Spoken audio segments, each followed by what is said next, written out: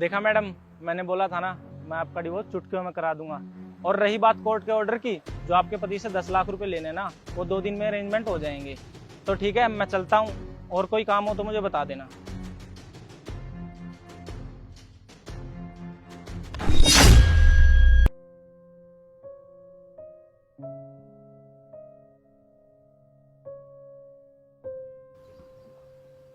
यहाँ क्या कर रहे हो तुम? कुछ नहीं, बस चाय पी रहा था। आओ बैठो। फाइनली आज 4 साल बाद हमारा डाइवोर्स हो गया। कितने टाइम से ट्राई कर रहे थे ना कि डाइवोर्स मिल जाए। लो, आज वो दिन भी आ गया। सही कह रही हो, मुझे ना तुमसे कुछ बात करनी है। हाँ हाँ बोलो। वो क्या है कि कोर्ट ने बोला है ना तुम्हें 10 लाख रुपए देने के लिए, वो तो है नहीं मेरे पास। तुम एक काम करना, हमारा वो दूसरा पैलॉट है ना, तुम वो रख लेना। और मेरे पास कुछ ज्वेलरी भी है, वो भी तुम ही रख लेना।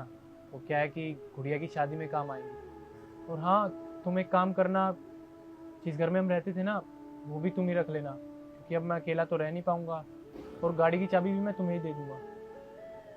लेकिन कोर्ट ने तो सिर्फ 10 लाख रुपए देने के लिए बोले, तुम इतना सब कुछ क्यों दे रहे हो?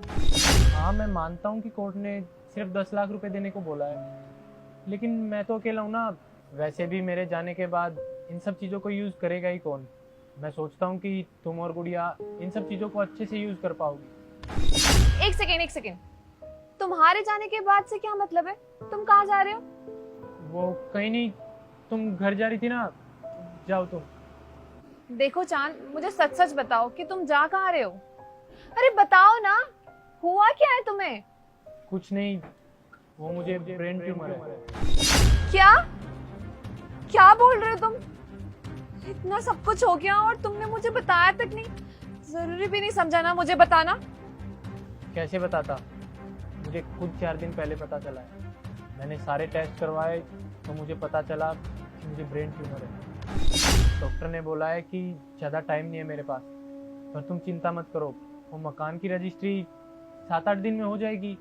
मैं जल्दी से जल्दी मकान की रजिस्ट्री करवा देता हूँ, उसमें 5-7 दिन तो लगेंगे।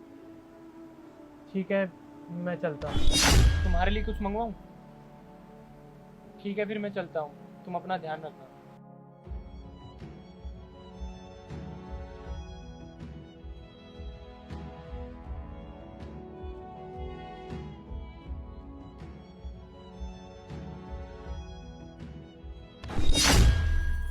सुनो,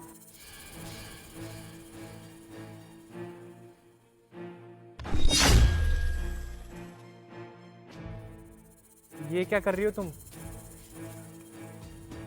नहीं चाहिए मुझे तुमसे कोई डाइवोर्स।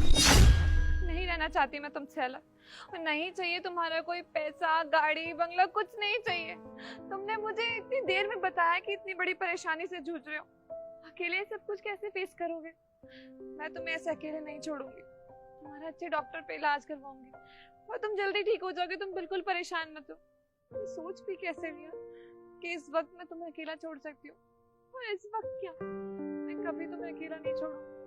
नहीं रह सकती मैं तुम्हारे बिना।